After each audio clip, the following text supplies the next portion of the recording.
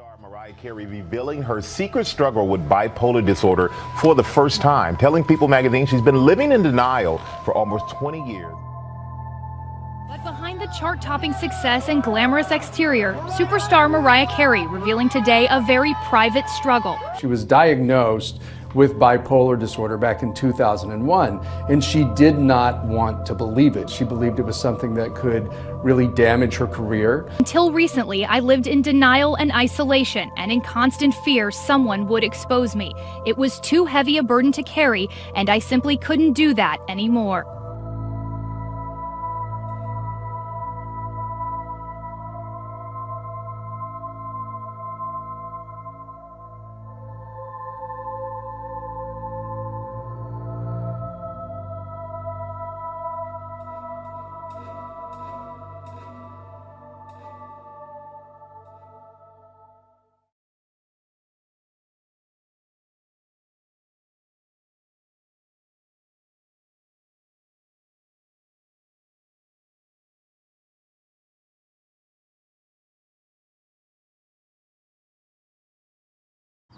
My relationship with my sister was closer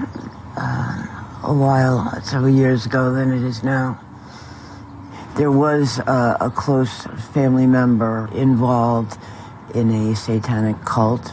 Used to force me to attend certain rituals. There were a lot of things that I witnessed that people would be wearing black robes with hoods, so you couldn't see their faces. And they'd be walking in a line, chanting the usual things that satanic cults do, like drink blood. They do that. I did suffer sexual abuse during those rituals. Some of those satanic holidays, they always will be involved with sexual abuse with children, forcing children to have sex with adults, adults having sex with other adults. So all kinds of stuff going on that really shouldn't be, and it shouldn't be something that children are forced to watch. It can screw up a child for their whole life. I never saw Mariah with us when we were walking into, the castle or anywhere with the cult.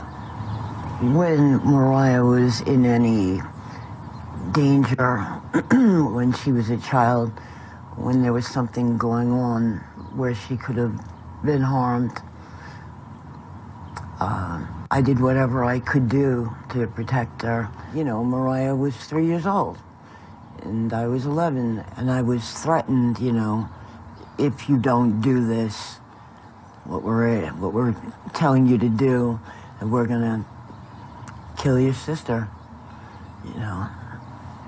And when you're given that type of a threat, it's almost impossible to ignore what you're being told. Yeah. Mariah, I know that you've gone through a tremendous amount of pain and difficulty, and sometimes it's as though, I know sometimes you feel as though what you're remembering didn't really happen, I just want you to know that if there was ever any way that you needed help from me, just pick up the phone and call me. And I would always be there for you.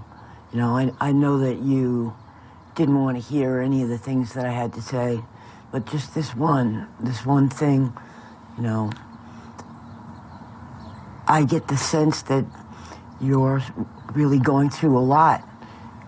Just in your head, what you're going through, and some of the things that you're doing. And I understand why, even if you don't. All right, and I would help you if you'll let me.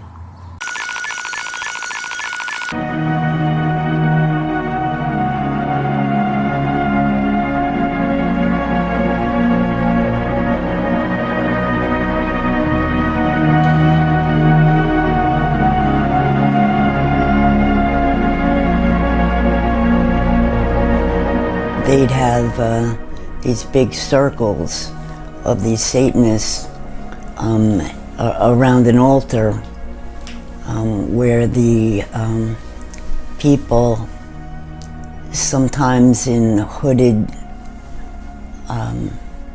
what do you call them? They were wearing these long cloaks that were brown with hoods, and they'd be in a circle or two circles, one inside of the other, by the altar, where there'd be live children and sometimes babies, but not at the same time, you know, one at a time. So, and that would happen at night. I saw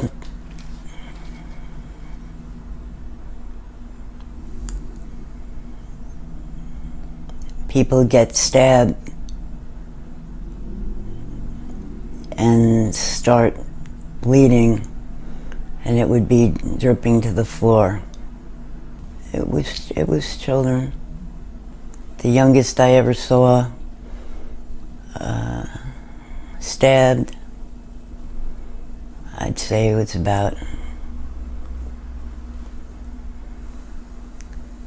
younger than 2 years old. And then there were several that were 2 and 3 years old. I can't imagine how anybody got away with that. The kid disappears.